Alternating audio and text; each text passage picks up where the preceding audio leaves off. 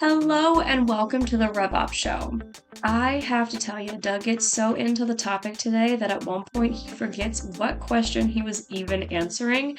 And if that doesn't show you how much fun today is, I don't know what will. But all things aside, today is all about how to develop and build a sales pipeline. So if you were ever wondering when two pipelines are better than one, how many stages you should have, and how to set up your pipeline for success, you've come to the right place.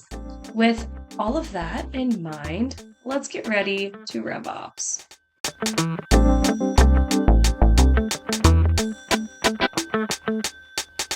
Jess. Doug. I like it. You're finally it's come around. You know, this is going to be an interesting experiment today. Something we have never tried. RevOps Show on Monday morning. Before you tell everyone what we're doing, I want to know: have you had adequate coffee? I have. I was up early this morning. Today was the first day of camp, so we had no break. We had no break between school and camp this year. It was very, very weird. This is the first time. Hold on. You say that like that's a challenge, difficult. Let's be real. I'm terrified for the end of. I'm terrified for the end of the summer because it means we have a longer gap between camp and school. Oh, why don't they just extend camp? That's the question I had for them. If you're starting sooner, why are you ending earlier? No one asked for this. Wow. Yeah. Huh. So it's still 8 weeks, but they're just ending sooner. Maybe they'll just exhaust them for you. I'm hoping. Now I'm looking for other things for them to do for the last 3 weeks of summer now. 3 weeks. Wow. I know. So normally we had a week at the beginning and then we had 2 weeks at the end. And by the end of the 2 weeks, they're ready to kill each other. So I don't know how we're going to do 3 weeks. Well, I mean, you have to figure, the Texas power grid will probably be inoperational at that point. Oh my God. Good Lord. Wait, it starts to cool off a little bit in August. July would be a bigger concern, just so we're clear. Okay, hold on a second. The words said by someone are, it starts to cool off in August. Those are some of the scariest words I've ever heard you say, Jess. Why is that? Because August is a hot month. August is a hot month. I mean, compared to July. That's cooled off. That's like a little scary. Compared to July. I guess, Anyways, already tell everyone what the experiment is. What are we doing that we've never done before? First thing Monday morning. Monday morning. We're doing RevOps Show recording. Now, we know that's the real reason you were up early, because you were just excited about so excited starting off the week with the RevOps Show. So excited. I have a question for you. What did you do last night at 9 p.m.? Because there was no Succession. So what did you do? I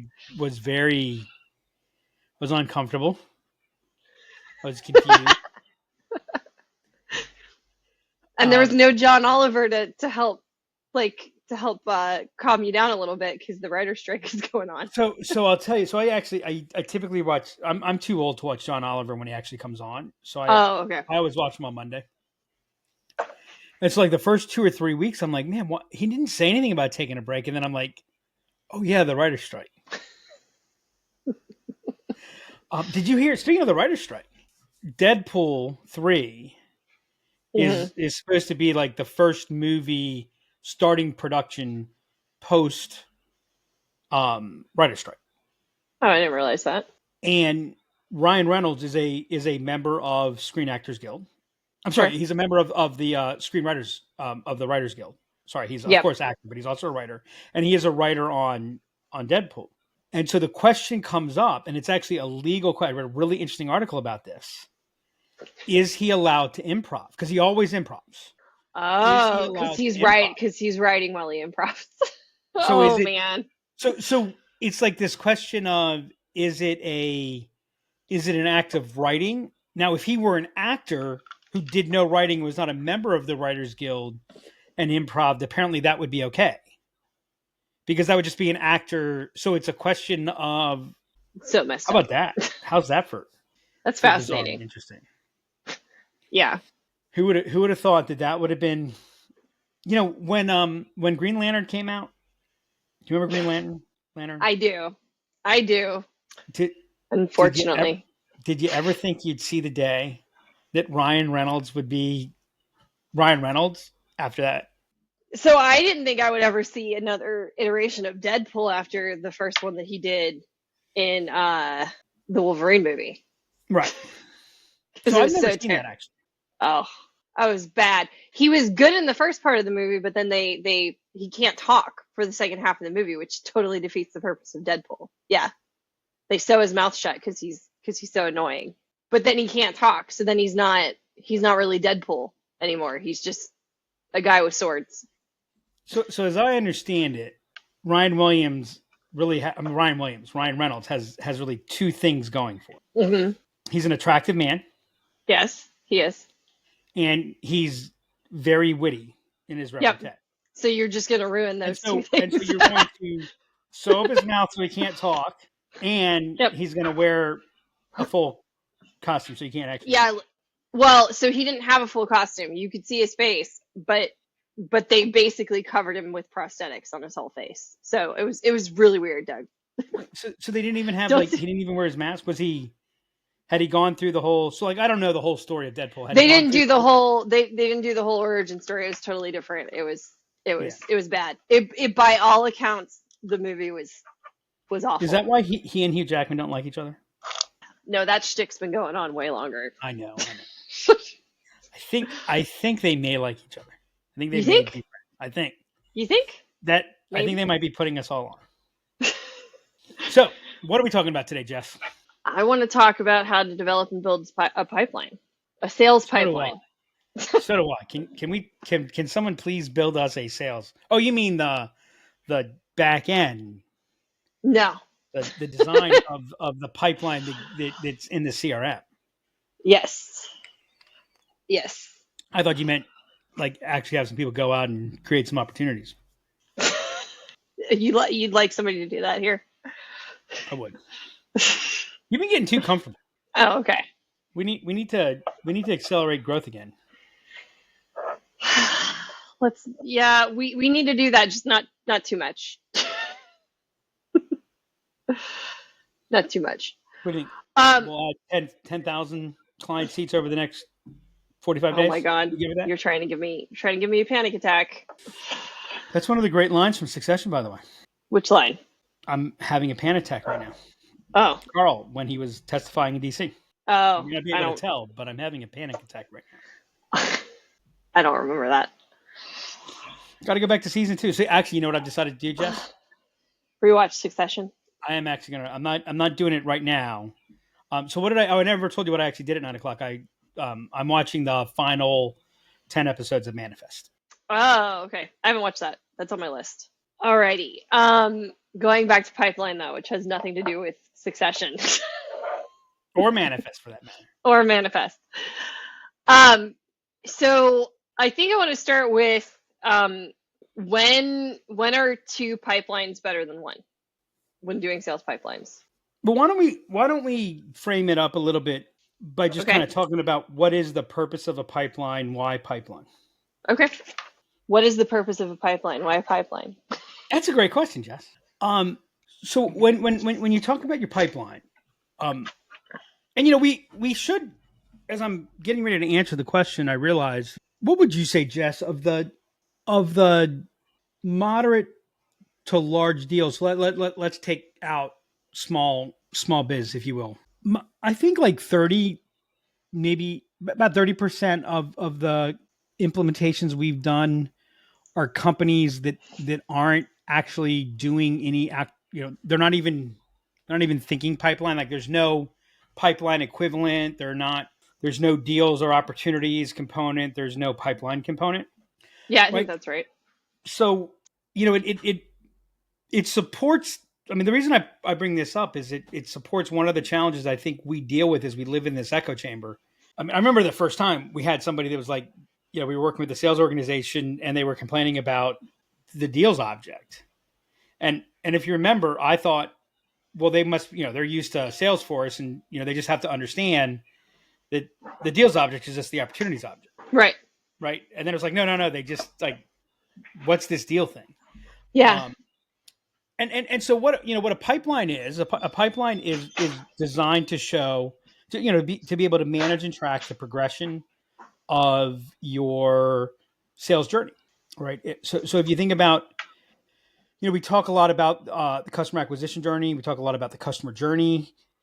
This is the active consideration point. So marketing, the marketing side of the table grab the idea of life cycles, and they think in terms of funnel. So the pipeline is more of a direct. So when you're looking at your funnel, you're looking at you're looking at kind of the metadata. You're looking at it's a numbers element. While there are certainly numbers in a pipeline, you're moving more to an individualized element of it. So you're able to track specific things that are happening. And so it's to enable the tracking and effective management of the progression of opportunities from beginning to end, and to be able to use that in a manner that enables you to gain greater insights and predictability. So that's kind of the why of pipeline. And I think that when we think about it and we start having the conversations, kind of the whole reason that we decided to have this topic today, that's the job to be done. And I see a lot of times that job is oftentimes forgotten. And again, it's the totality. Really, the job of it is insights and predictability. Okay.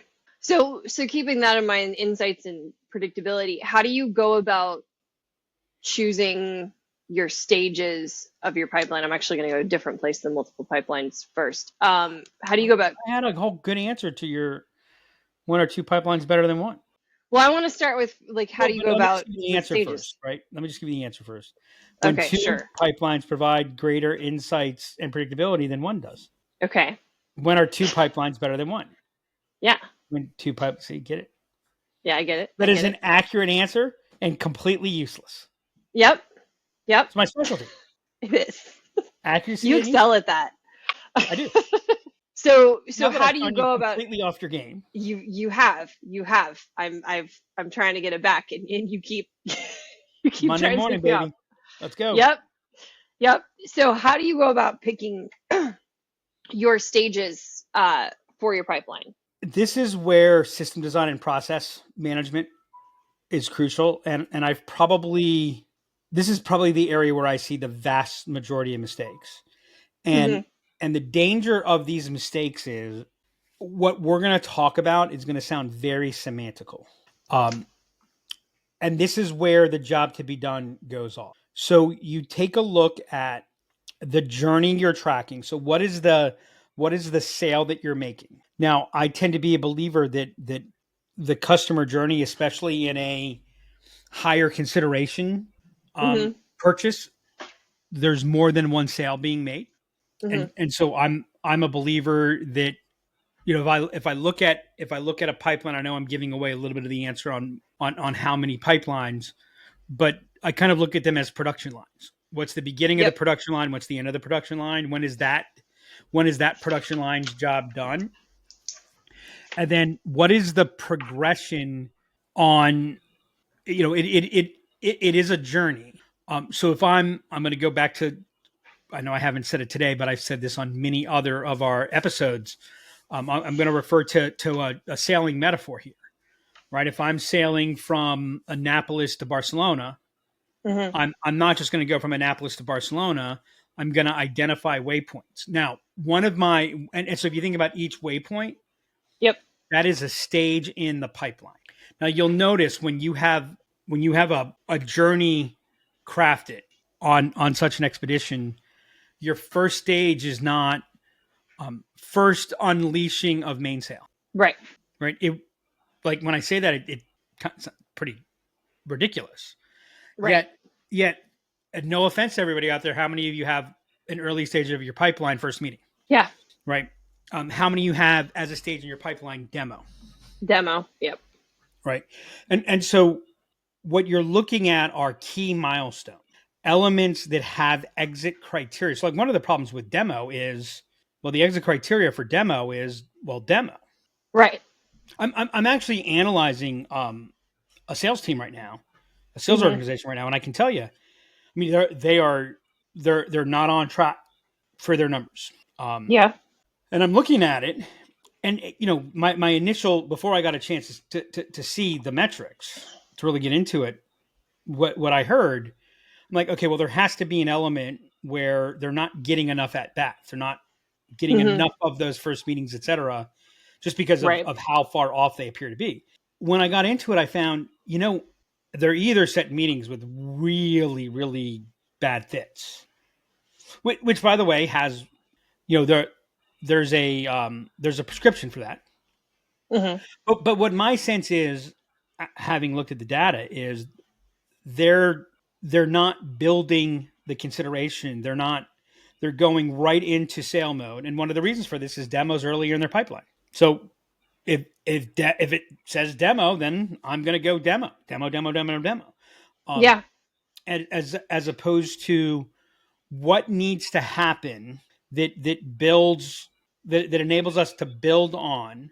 Now here's the thing that I think people miss about what the purpose of the sales process is. And this is something actually I don't think you've heard. Okay. And I remind me to run this by Matt Dixon. Okay. Matt Dixon, Matt Dixon is one of the co-authors of Jolt Challenge, the Challenge Sale. Yep. We interviewed him earlier this year on the RevOps Show. The purpose of a sales process is to reduce decision reluctance. Okay. Right. The purpose of a sales process is to facilitate a mutually beneficial long-term decision. And to do that, the best thing you can do is reduce decision reluctance. The enemy of sales, the enemy of a sales organization is not no. It's not someone saying no. It's someone not deciding, or like. And there's a difference between the passive no and an active no. Like, I've looked at it, we've considered it, we've determined that we don't want to do this, right? Yeah, no, we've talked about this where we're happy if we get a quick no, because at least time's not wasted on it, and we're clear early on versus. Yes, but this is a slightly different. What I'm saying is, what I want is like the purpose of a sales process is to, when things don't fit, we want that to become clear and you disengage, right? So I agree with that. But what I'm talking about as you go through the decision process, what I want is a considered no. And what the difference between a considered no and a non-considered no is, like, if you say no to me before you understand what it is I'm really talking about, what it is I'm trying to address. Like, I know you have a problem, or I believe you have a problem, but you're not considering that. Like, I can't get to that point. Then I've lost a major opportunity, right? I've greatly reduced my market, and that's why I'm super anti-BANT as a criteria for anything other than the very end of a process, right? And so, why do people have decision reluctance? Well, they have decision reluctance because you take them too far too fast, right? So I've spoken many times in the past that, generally speaking, there's 3 meta decisions that have to get made in a high consideration purchase. Why change? Why change now? Why change with you? Well, we have a tendency that we push all of those things to the end, right? As opposed to building each piece and building on it, et cetera, et cetera. So that like, I'm looking at an enterprise organization that their average win at an enterprise level is, I think it was 27 days. It might have even been 23 days. Well, you haven't sold anything if you're selling to the enterprise level and you're getting the win in 23 to 27 days. Right. You've caught something, right? But what you haven't done, like, every one of those opportunities was already in the midst of consideration at the time that you encountered them, right? Nothing wrong with that, but that is not the same thing as really selling, right? And so when everything in your pipeline, when every stage is basically weighted to about to buy, then don't be surprised that you're not generating that lift in your sales process. So when you're looking at your stages, you're looking at, what are your key milestones? What are those waypoints that progress towards the facilitation of a clear active decision. So demo may or may not be an exit criteria in a state. By the way, one of the things that I find interesting, and you know how often we've sold software without ever demoing it. Mm-hmm. Yep. Right. But if you put demo as a stage, I guarantee you will demo every time. Yeah. And even if you put demo as a exit criteria, you're going to demo every time. Mm-hmm. And you're typically going to go to demo too fast because it's a very clear, very certain, very tangible thing to do. Whereas I would probably use something as an understanding, or I'd have something in the realm of understanding as an exit criteria.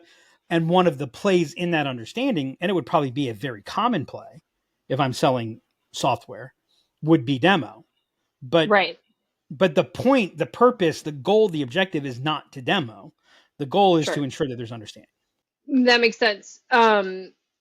So I want to go back to my 2 pipelines better. So I get being able to track things the right way, but when are 2 pipelines better than one? Like, how do you know that you need to break up that process into multiple pipelines?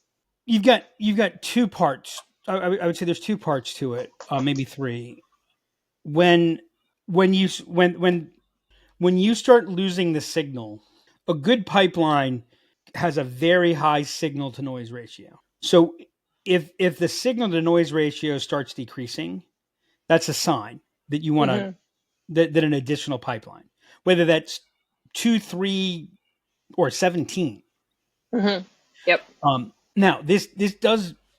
Let me take a step back real quickly here. You do need to pay attention to what software you're using, because when you're creating an additional pipeline, is your software truly treating that as an additional pipeline? This is one of the places and one of the reasons that we talk about business process must drive the technology. Yeah. And why you need to understand the business process before you select the technology. So that, so if your tech doesn't support this, then you may be forced to make a concession. But as you start to lose that signal to noise ratio, here are some common examples. I think there's a fundamental difference between the process beginning to end of, let's just, a sales development, business development, market development motion than the sales motion. Yep. So if I'm selling to, again, especially in a higher complex, larger sale value, the job of my development team is to generate sales qualified accounts, sales qualified opportunities for my account team, for my sales team to work. By the way, even my sales team for the prospecting or pipeline creation that they're doing, right? It's a very different place. So like we have a development pipeline and a sales pipeline and a new sales pipeline. That's one deviation, because there are different beginnings, middles, and ends. Now, I've seen some people combine that to one pipeline, and you could. The thing that people don't understand about pipelines and naming stages and naming exit criteria is that words mean things. I'm actually re-listening to Leadership is Language, so very fresh in my head here, and so let's just say that I've got a development pipeline that's got 4 stages. Okay. And I've got a sales pipeline that has 5 stages. So what's wrong with making that one pipeline with 9 stages? Well, I mean, technically there's nothing wrong with it. And it makes it a little bit harder for you maybe to get the analytics that you're looking for, but I could manage all that. Mm-hmm. Here's what's wrong with it. If I go from stage 4 to stage 5, that's not complete. That's the middle. Yep. So what do salespeople love to do? They love to close business, right? Why do they love to close business? Goes up on the scoreboard. They typically get some level of pay for it, and it's done. Yep. All 3 things create dopamine. Yep. Right? The anticipation of those 3 things create dopamine. Do you get excited because you went from stage 4 to stage 5 in a 9-step process? Not really, nope. No. Right? So you've just kind of created this whole signal of things. Also, by the way, if stage 4 is complete of this motion, I'm less likely to jump ahead and try to go to stage, because I mean the biggest danger on sales is skipping steps. Yeah. So that's one piece. Remind me what the question is I'm answering. Oh my God. When are two pipelines better than one? Oh, it's still only on two pipelines? Yeah, we went back to it. I went back to it because no, but I thought I was answering a follow-up question. Oh, how would you know? I got it. I'm with it. Yeah, okay. yeah. How would you know? Okay, I got two more to give you. Okay. Yep. The second is when you've got distinctly different emotions. So in addition to our development pipeline and sales pipeline, which by the way are different motions too, we also have a pipeline for project business and a pipeline for recurring business. The reason for that is they're distinct motions that have meaningfully different stages and different exit criteria, right? And so what ends up happening in when one pipeline is wrong is when one pipeline creates this lowest common denominator or race to the middle, where kind of everything is average. Yeah. I'm oftentimes a proponent of a strategic pipeline and a transactional pipeline. Why? I want to make sure that, again, by separating them, I'm actually building into the system the nudge that I should be treating this opportunity differently than that opportunity. Right. So again, it gets into what's the behavior that I'm looking for. What am I trying to accomplish? Okay. Did you have one more? I kind of covered it in the staying away from average. So I know we're talking about different motions, but I have a question popped into my head that I don't know that I've ever asked you before. So the sales development, market development motions, those are usually handled for us by a sales development rep, and then the sales motions are usually handled by a sales rep. Those are two different people. So when you have different handoffs and different people working through these motions, is that a place where you need to look at breaking those pipelines up, or not always? It's a reason, but look at how we manage our pipeline right now. I manage, right. Our brand new opportunities that haven't gone through the initial review, et cetera, matching. I take them through the lead management pipeline. I don't have a development rep working that helps me because I know where they are. By the way, it also helps me because I don't have to then go through this whole.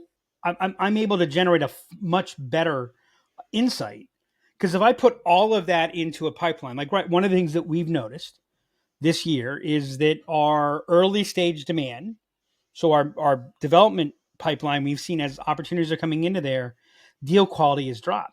We've seen that conversion drop, not devastatingly, but meaningfully this year. If we had that as a single pipeline, I would see a win rate drop. Yeah. So I would then have to spend much more time digging into, okay, what's causing that? Whereas when we look at our sales pipeline, right, what we're seeing is it, on a numbers basis, it's down a little bit, but on a dollar weighted basis, it's where it's been traditionally, right? So what we're seeing is, okay, nothing's changed here. And by the way, to some degree, that's given us the comfort that let's not overreact to that drop in early stage business. One piece of it is we're probably getting at bats with some opportunities that we didn't get before, which will bring in a lower quality element. So again, by breaking that up, it's helpful. If there's a true handoff, then I tend to fall into a different pipeline stage, because again, there's a complete, but it's more about the complete and the beginning than it probably is that there are two people involved. Okay. All right. Cool.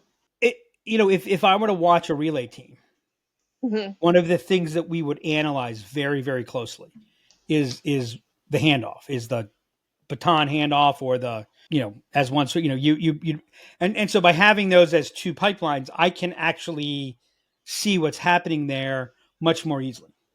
Right.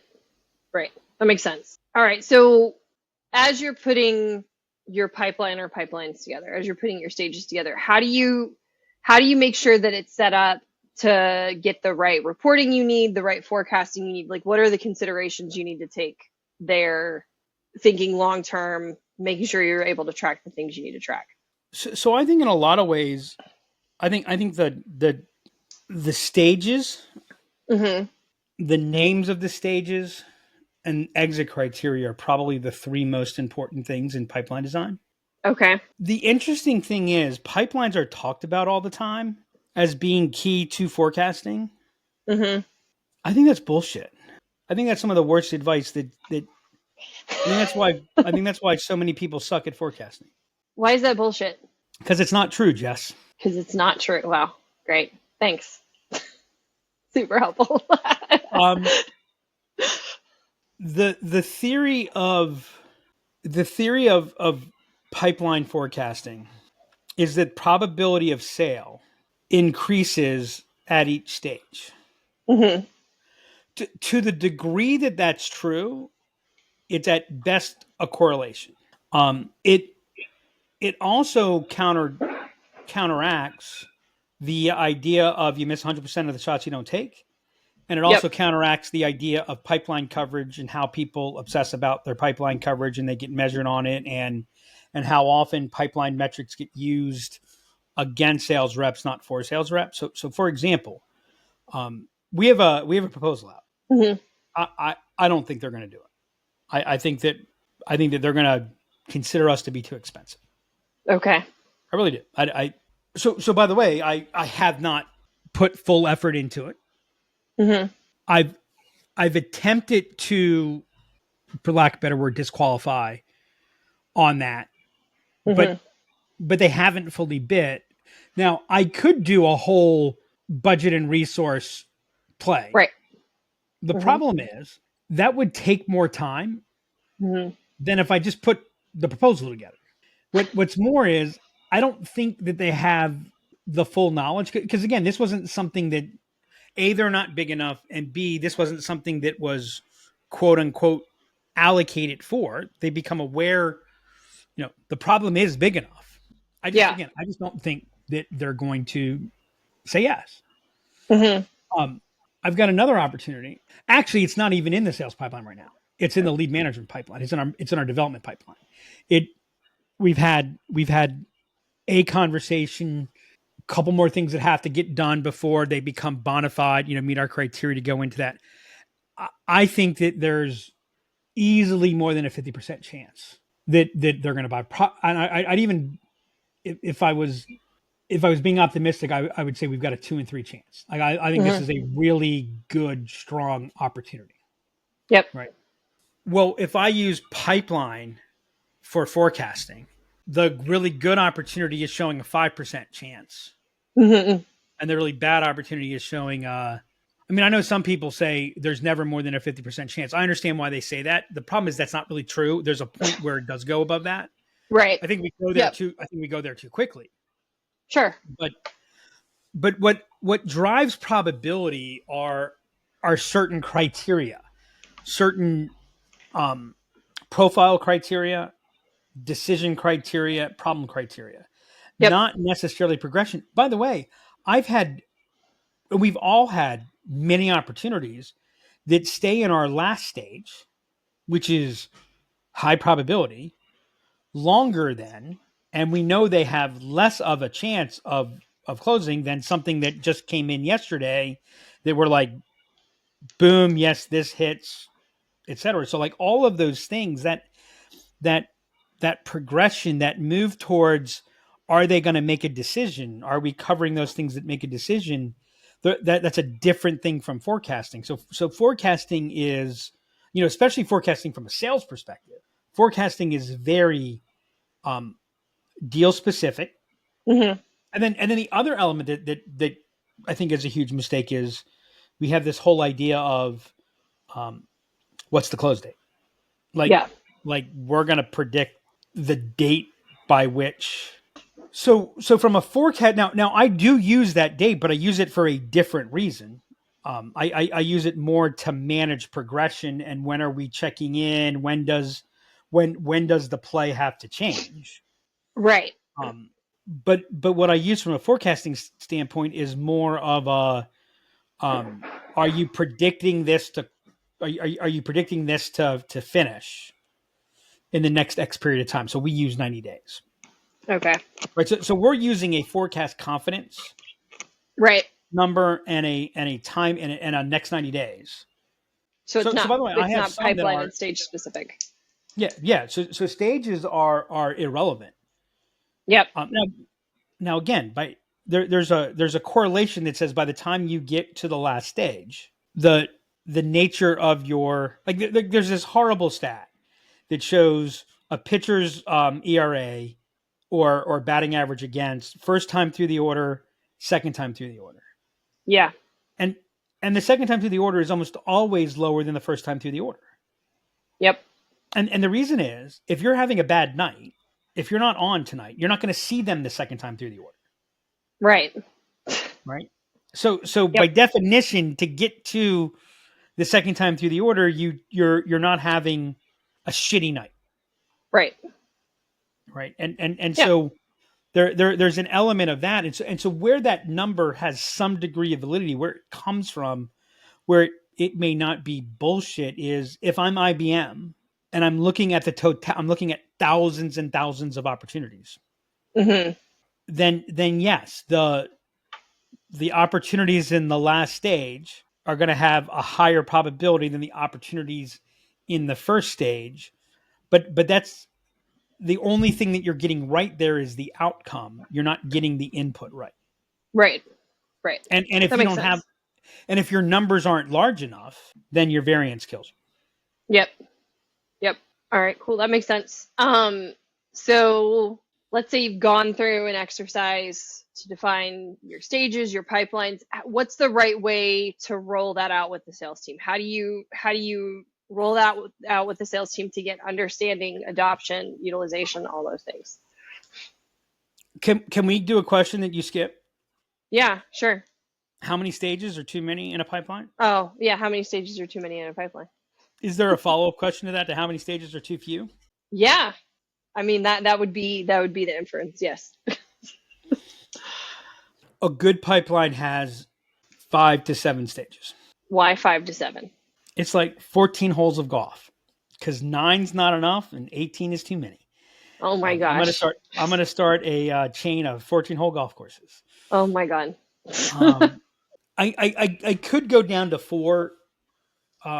If you have 2 or 3 stages, now in fairness, we do have a 3-stage pipeline, and that pipeline is called our add-on pipeline, right? And that's just because we're tracking something. It's not really a sales metric.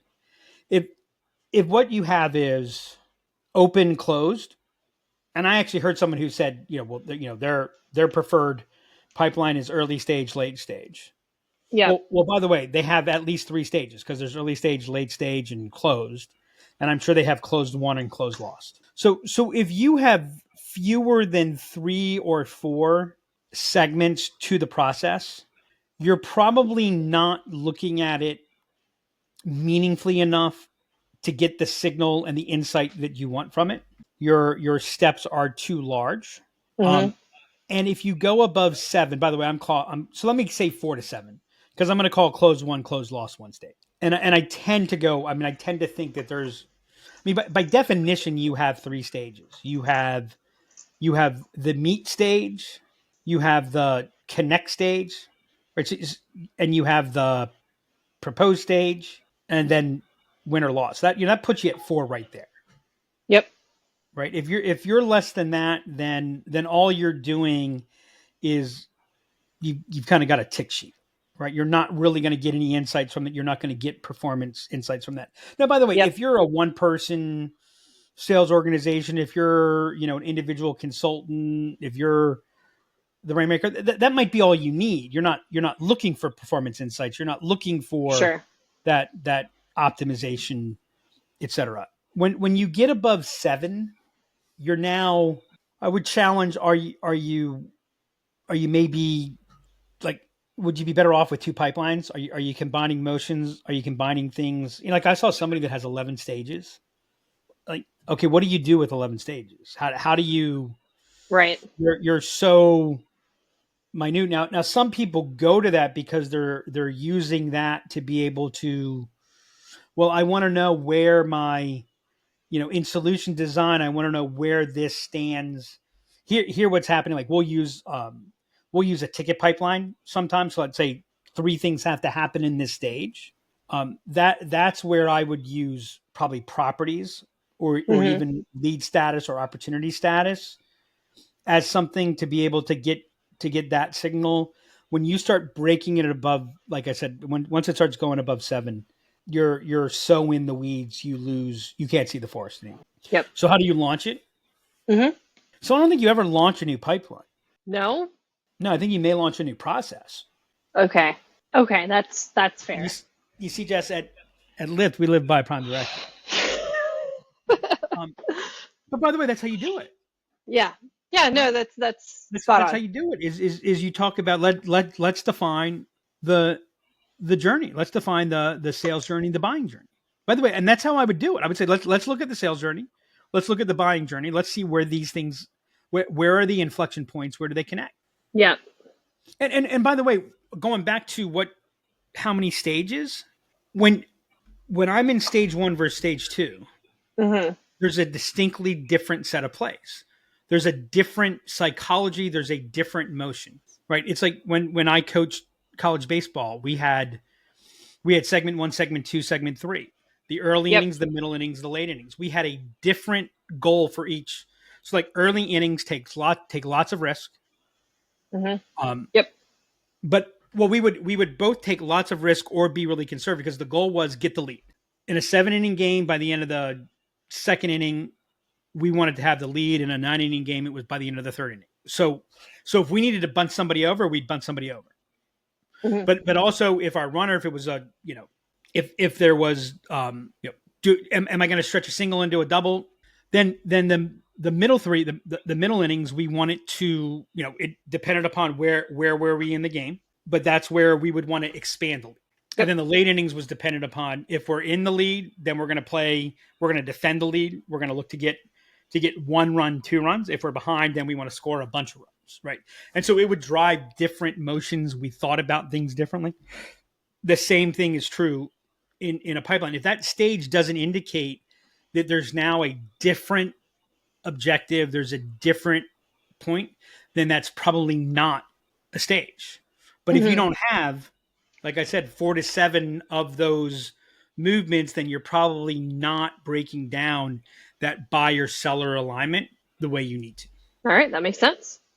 Okay, I have a couple of takeaways. I really liked what you said about thinking about pipeline stages like a production line. I hadn't thought about that before. It made me think of the goal, but yeah. I think the 3 most important things on are the stages, the names of the stages, and the exit criteria. And I think name of stages, like that's something that we might obsess about a little too much, but I don't think people put enough thought into what they name their pipeline stages. They can be like, you should be able to look at it and know what they are. And then what you just said around, you don't launch a new pipeline, you launch a new process. And again, I think that's a place where they focus too much on rolling out a new pipeline versus talking about how it attaches to the overall sales process. I think there are 2 things that you want to get at. One is, one of my favorite stage names is solution design.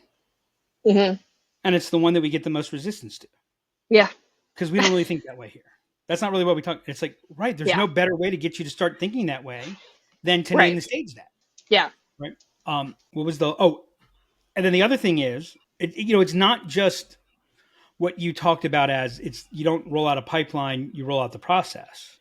The other part which I see is more devastating is that you roll out the pipeline, but you never change the process. There's no change. Yeah. Yeah. Right. And so you're not really, your measurements aren't supporting it.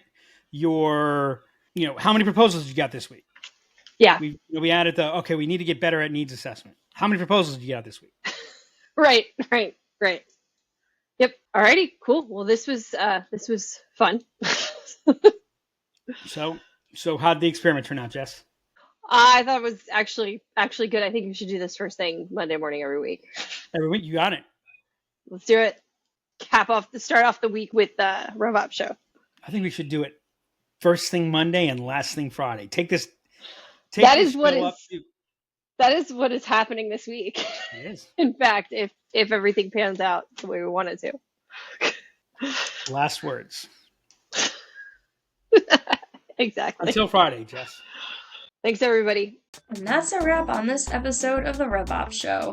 If you have gotten this far and are still listening, go over to Twitter and let us know @DemandCreator how many stages you have in your sales pipeline. I'm really curious to see all the different numbers.